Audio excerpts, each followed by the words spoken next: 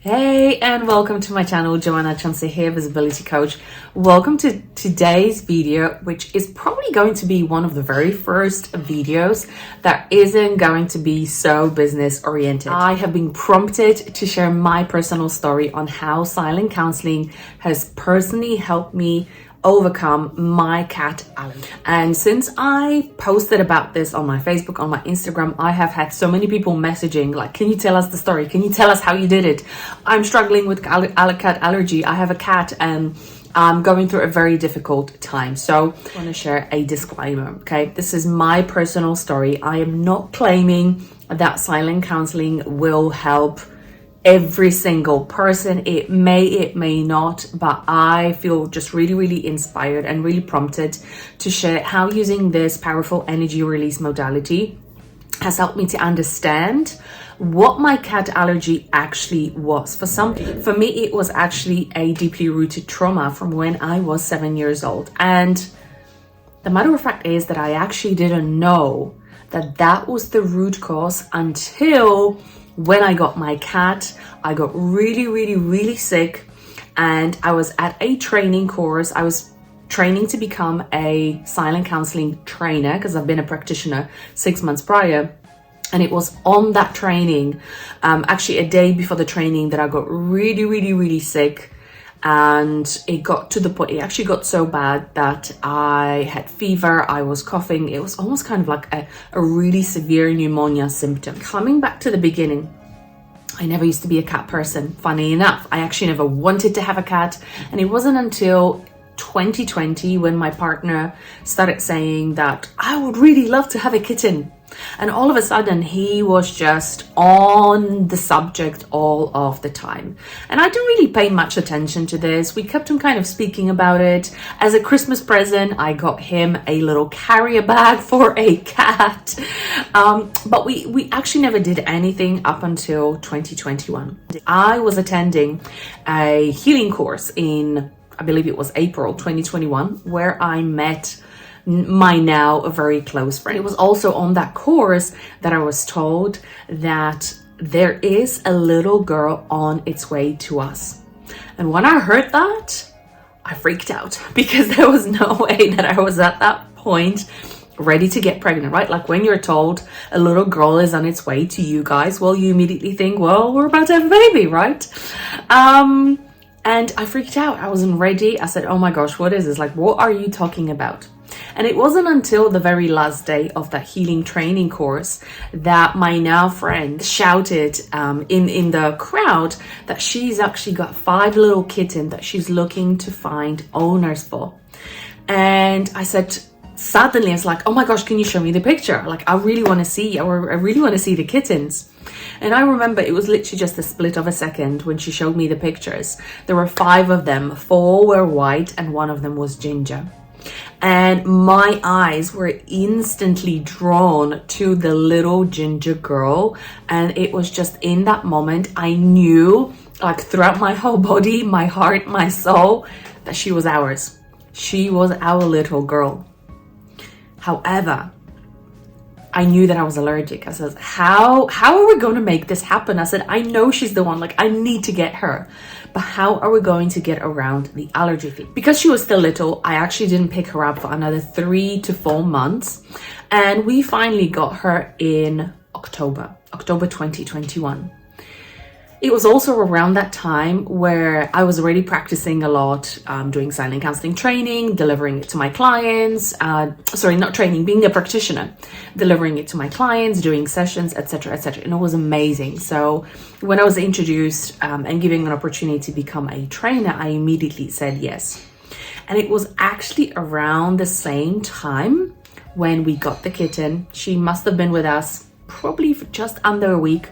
I was already taking antihistamines because I knew what was going to happen, okay? My allergy wasn't really severe, but I couldn't be with a cat in the same room for longer than 10 to 15 minutes. Otherwise, I would start sneezing, I would start coughing, I would start wheezing. If I was to touch a cat and then touch my skin, I would come up with an immediate rush. So it was a big commitment that was actually doing to have this little kitten that I was so drawn to, which is crazy, right? Yeah. So she's been with us for about a week by that point, and it was the first day of the silent counseling trainer training. And I remember I got so sick. It was almost like pneumonia symptoms. I was coughing, I had a fever, my nose was all stuffed up, my eyes were red and watery. And I remember being asked by my teacher, is there any issue that you would like to work through with silent counseling? And I said immediately, can we see if we can actually shift this allergy? Like, can we do anything about it? It's driving me crazy. I am in so much pain. I am actually struggling to be present at this training.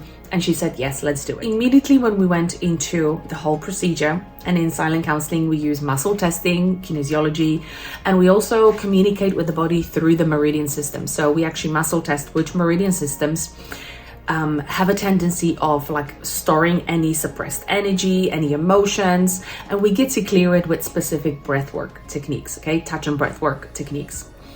And when we started working through the process and got into the body and identified when my allergy actually began, it turned out to be around the age of 6, 7. And I remember it, like in that moment when she took me through the process, and you know, when you connect to the body, this is where like all the memories start coming back very, very rapidly, because actually our subconscious holds on to all the memories, all the data, all the information is in our body. So when she was taking me through the process, I remembered being around 6 to 7 years old and finding a little kitten outdoor. And she was so cute, and she was small, so small that I immediately brought her home. I didn't actually have any litter or anything to, you know, to look after her. And around that time, my mom said, unfortunately, no, like we cannot keep the kitten. You've never had one. You don't know how to look after it. Absolutely no, you need to take her back. And I was heartbroken needing to take that little kitten back outside. But I let her go. I had to let her go, okay? Which was really, really saddening and really, really disheartening for me. And sadly, the very next day on my way to school, I was walking by a well. It was an open well, and something just called me to look inside. And actually, I found that little kitten drowned in the water in the well. And I just remember, you know, being so traumatized by the whole event, you know, not only the sadness from the previous day, but actually now seeing that little kitten drowned absolutely broke my heart. I felt so guilty for actually, you know, first taking her and then putting her back outside, and now her actually drowning. And it wasn't really until we connected to all the emotions of sadness, of the guilt, of the shame. I felt so, you know, I was blaming myself for that little kitten drowning. And it turned out that all of these emotions were stored in my body since that moment, up until the moment of when we started exploring where the allergy was actually coming from.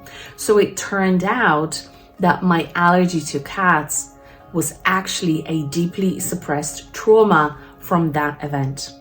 And we did the release, I did the breathing, and it actually only took us probably maybe one extra session the very next day just to clear, you know, just to clear the energy up. And in the next 3 to 4 days, my allergy completely cleared. My coughing, my fever completely disappeared. My sneezing, my wheezing, I was able to come off antihistamine very, very, very fast, because I could feel the difference, that I was no longer reacting to my cat's fur. I could actually hold her, I could be around her, I could cuddle her, I could kiss her, and I was having none of the symptoms as I had before. And it really took about, I would say, a full week for everything to clear. And I can happily say she's been with us for the last 3 years, and I'm absolutely fine. So sometimes we may think that allergies or any specific health symptoms or health diseases are purely physical. And I'm not saying that they aren't, there might be. But in my experience, having been working with silent counseling for the last 4 years, I know that majority of the health issues have got that emotional background, suppressed, repressed, energy that is keeping our energy systems blocked, isn't allowing for the correct flow of energy to literally happen, to allow us to thrive, to allow us to enjoy well-being. And sometimes these symptoms, as allergies, intolerances, skin rashes, etc., they will appear because our body is actually trying to communicate something with us.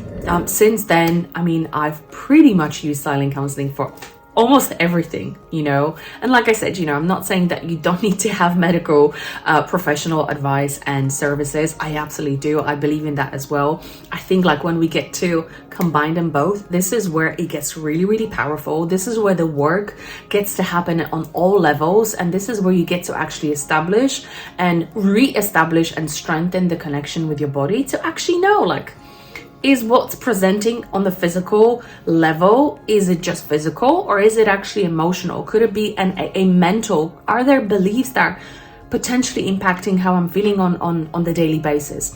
Are there emotions that my body is suppressing unconsciously? Is there any spiritual influence that is actually affecting my energy field?